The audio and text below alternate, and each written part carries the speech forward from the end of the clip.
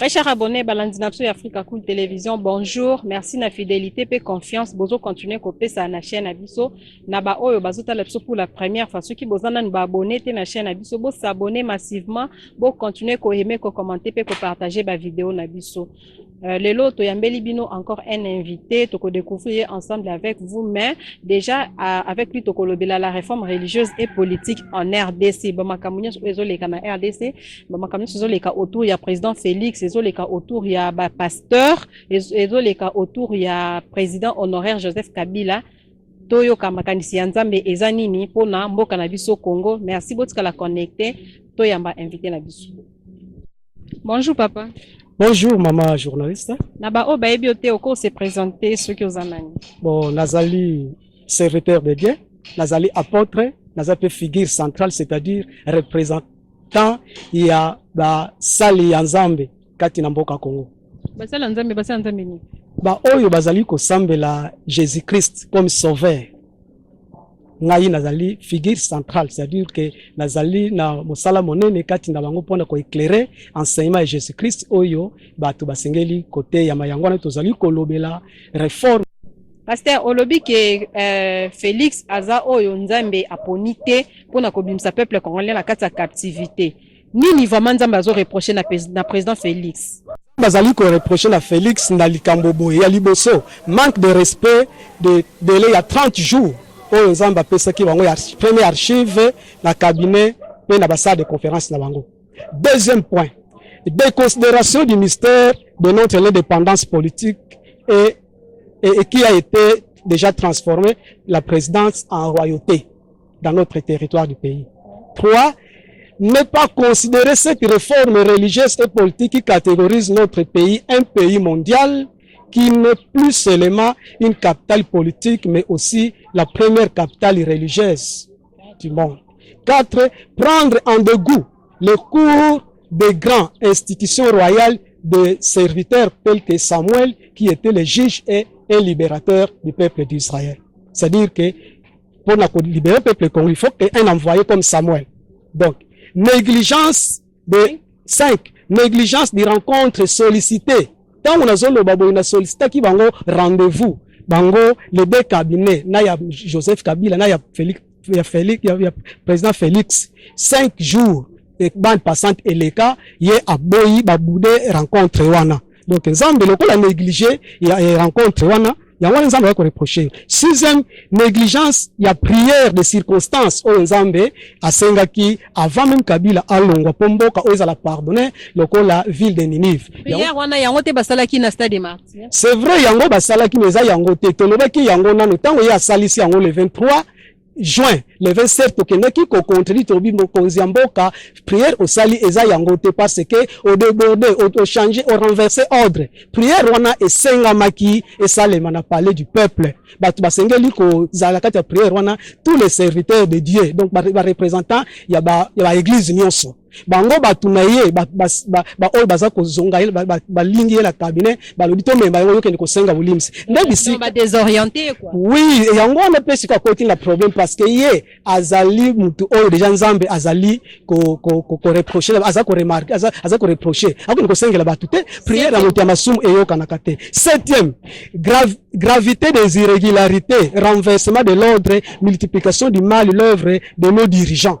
C'est-à-dire les 7 motifs oyo ba konzengi bazali ko renverser toujours ordre ya Nzambe yango na réforme religieuse et politique oyo ko sengama et ko salema te tango bango bazali parce que bango bazali ko landa oyo bango bazali ko sepela mitema na bango. Donc ezali système ya ba konzi mboka oyo yango wana Nzamba lobi il faut royauté et quota. Yango wana ntina zolo baboye bayebi na kendeki kotikela bango mokanda kati document kati na bakabine na bango bazanda yango otozolo bila boye bayebi yango batala bakabine na bango. Balanzi na biso boyoki ndenge pasteur yemoko auti koloba biloko nini o azo ko reprocher na président Félix, biloko nini Nzambe azo ko reprocher na président Félix. Nous croyons bien que à comprendre nango en considération. Mais tomonio avec un papier ici au lobby qu'il faut lever la réforme religieuse et politique en RDC. Si comprend yo donc l'église nyonso o eza en place zo sambela wana réforme politique réforme religieuse na ne salama kakate. Bon nani salema te parce que vérité eza na kati ya mangomba wana te. C'est pourquoi le col bazali bakonzi ya mboka bazali entouré na ba église yango nazo komema ba erreur parce que erreur wana ibani na kati ya bakambi wana. Ce sont des pasteurs et prophètes commerçants bake pona mbongo yango wana bakoki ko bimisa mboka na libulu te. Bakoki ko bimisa mboka na libulu te. Donc pour esalema nzamba lobi il faut que royauté evande, c'est-à-dire elingi koloba nini na émission eleka kitoloba qu'il y a déjà un roi préparé par Dieu. On va pesi kombo le cheval de surprise. Nazo lobela bino lelo parce que yepe azana ye mutu ya masumu. Ngape nazaki mutu ya masumu. Tant na benga mina nzambe na apprécier oyo nzamba sali kat nanga nde a établir ngai na yebaki ko boya oyo nyoso ya ngai. Le cheval de surprise oyo tozali kolobela il puisse se réveiller dans le sommeil. Cheval de surprise en nani azali moto oyo nzambe alobi yenda zwa bokonzi tanda zo lekisa asa congolais nzambe akokolinga kutu likambo mopaya aya kokamana mboko te. Alors le cheval de surprise qu'il se réveille dans le sommeil, sa doute et son ignorance parce qu'il a que 5% de sa part pour a contribuer kati na bokonzi oyo. Si qu'on a tout nié mon cheval de surprise ami yebi ke yende fois remplacer Félix. Soki nzambe alobi kende nga na kenda. Mutu wana to lobi kazo ala mukana pongi. C'est dire na sila kutana na ye.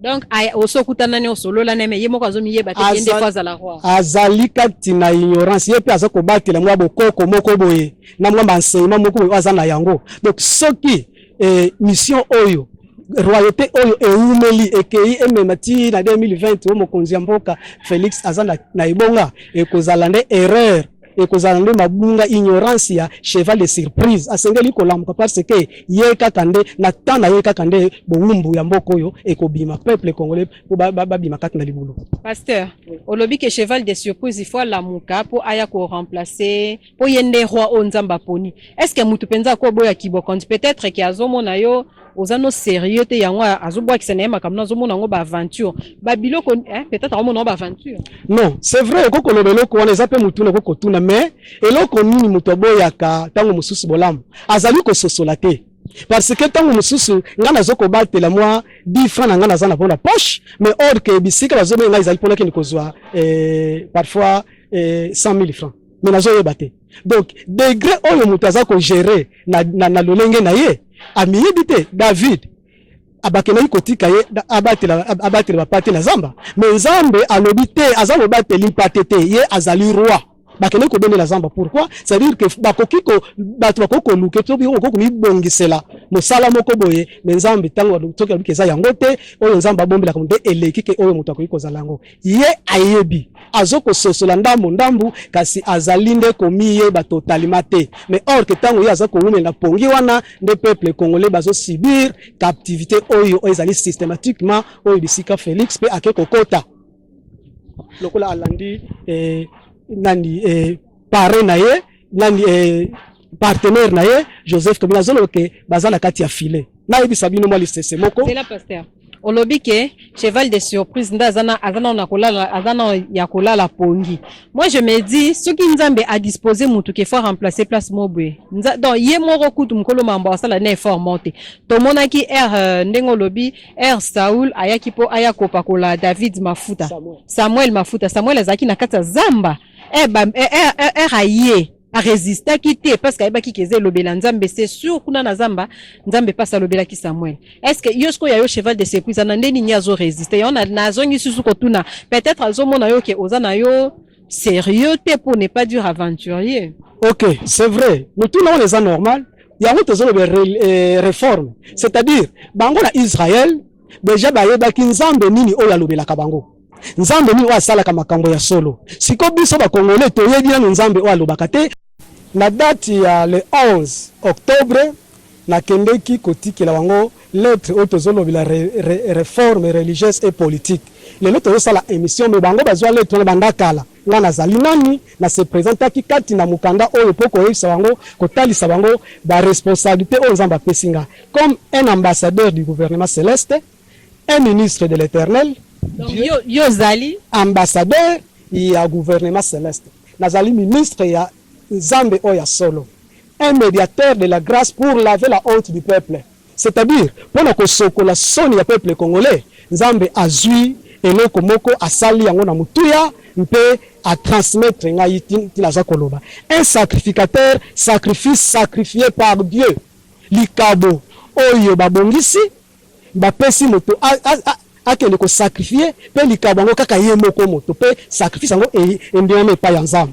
Et puis un rassembleur pour ko sangisa bato nyonso na esika moko, un intercesseur, un unificateur, un héros populaire. Et le troisième Adam, Yesu aye comme le second Adam. Adam ya liboso la bimi troisième Adam ndengeni. Yesu aye le deuxième le second Adam oyo azanga kilisu. Mais or Adam ya liboso azaki na masumu. Ngana botamaki na masumu, un homme pécheur.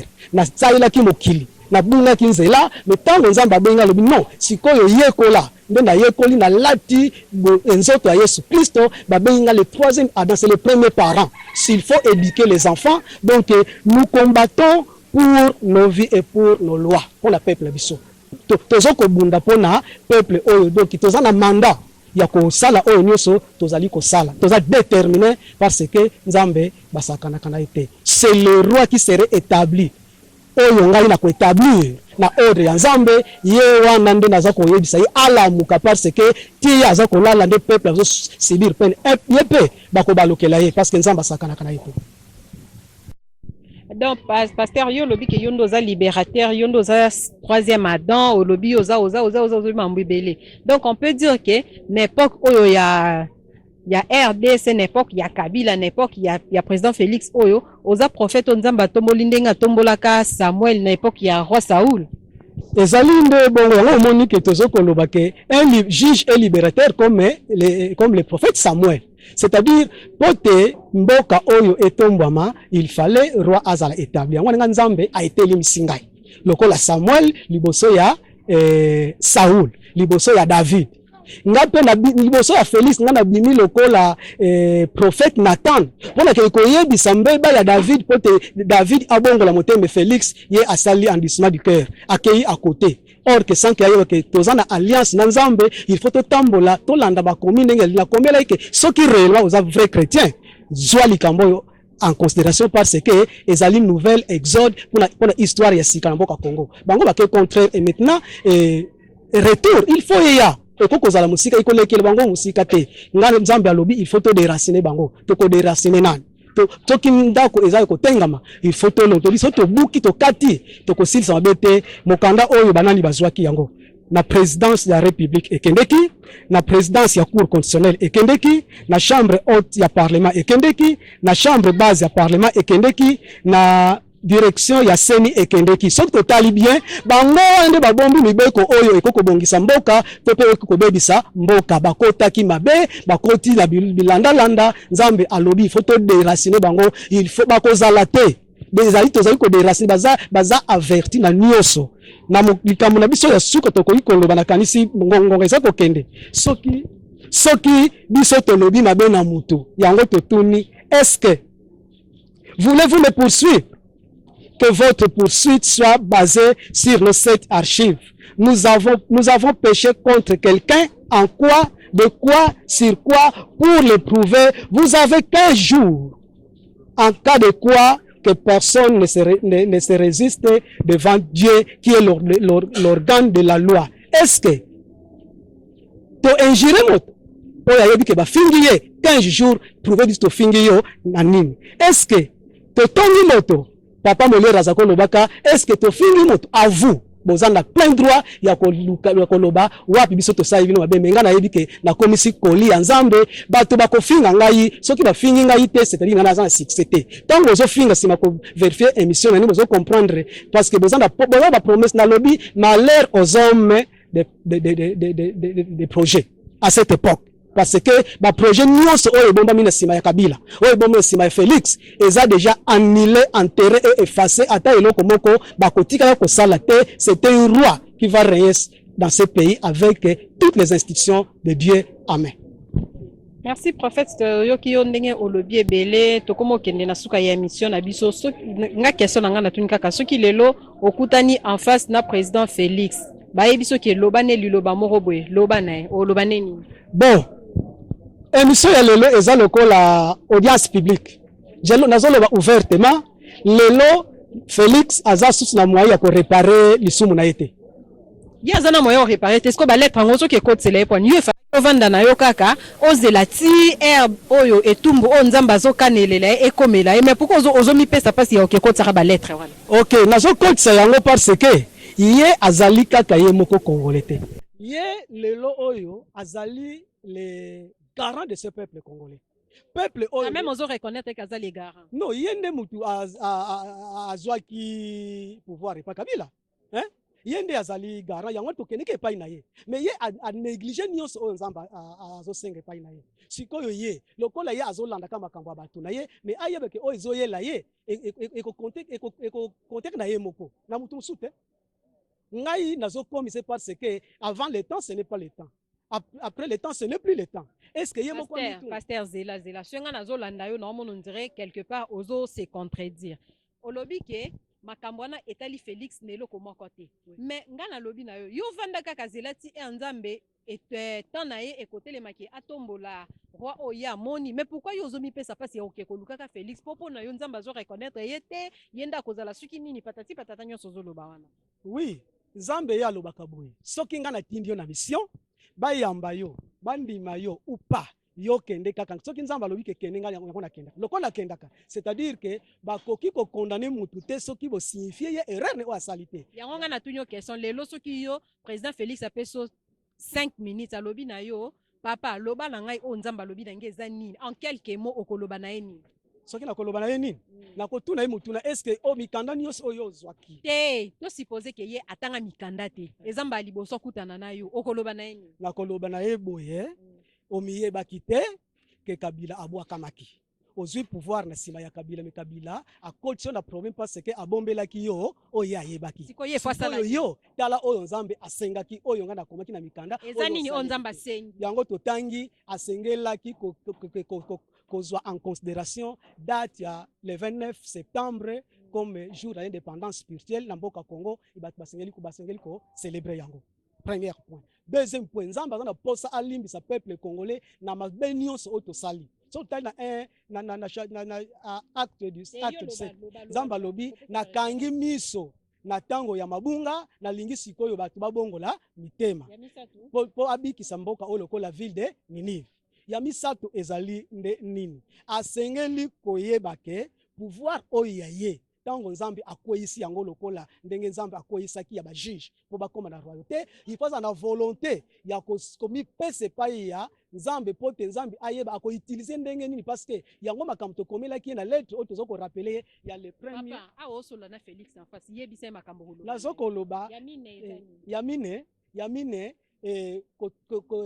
kozanga botosi ezali nde komibwaka na lobwaku ya mitano nako koyebise eza boye moto oyo abotama na pouvoir songolo oyo ya milukela azate mais nzambe nde ayebi parcours ya moto soki nzambe akoti na parcours osengeli kokota ndima yango po nzambe akopesa oyo eleki. Sixième ezali nini soki mosali moko ya nzambe akomeli en tant que oza mokonzi yeba kosenga sagesse na kolinga kopesa makambo nyonso ya nzambe bato mosusu basala examen de conscience te parce que le salut est individuel. Septième naza koloba boye nzambe azoloba boye tant nyonso oyo bango bakonéglige message oyo ezoli kotombola mboka Congo na peuple congolais ezali temps oyo bango bakogere ba échec na ba projet nyonso baza na yango. Merci beaucoup. Très cher abonné Balanzemso Africa Cool Télévision, merci na ndenge bozalaki ebele ya kolanda émission na biso ya mokolo na lelo bolandi ba recommandation oyo pasteur azo continuer kopesa na président Félix ndenge tozoloba chaque fois nous espérons que maloba oyo tozoloba ezokomela et parce que nous supposons que alandaka aza accro ya YouTube alandaka bémission sur les kaka na kati na ba YouTube cabinet na ye tozosenga kaka sagesse pe intelligence ebele parce que bino pe boko komema mokonzi na kati ya libulu e makambo ya boyezo ya pona intérêt ya mboka bomeka un peu kotika nzela bomeka un peu kotika accès na bato o bazoya po bakutana na président Félix. Merci ndenge bozalaki ebele ya kolanda biso na mokolo na lelo na ba o bazana ba abonné te bo s'abonner ebele bo continuer comme pe ko partager ba vidéo na biso na ba abonné na biso fidèle de tous les temps de tous les jours atika kabiso te mi de Dieu la maman de 3 na kati ya Pretoria Tantine Wisiam éternellement bébé. Merci na bozo continuer ko sela biso na papa Raoul Kilita père adoptif mobile ya Prudence Kambaji. Merci na ba soutien na bino o bozo continuer ko pesa biso. Merci na ingénieur Kalou Shalom na fidélité ozo continuer ko pesa na Africa Cool TV Betty Show messieurs les français. Na kolekate na abonné na biso fidèle Jules Miesi oyo a perdre maman na ye mes condoléances na ye tozo continuer kolela na ye Jules Miesi zala fort tokunda maman na kimia ora de Frankie to moi si kitoko. Merci na nyonso zo continuer kosela biso na Africa Cool Télévision Chris Boubaji kapembe na kati bela papa Emery Mbachibo peye chaque fois to ba sela kaye boss na pasteur douanier Sam Kangudi na kati Matadi. Merci na nyonso bozo continuer kosela biso c'est le choix divin le fils de mon père serviteur de Dieu ya solo wana na benga kaye copier coller petite sœur propre la fille de ma mère Nana Nasha madame Nana ndenge babenga kaye na camarade na ye Moussaou botika la connecter na chaîne abiso. Merci, à la prochaine.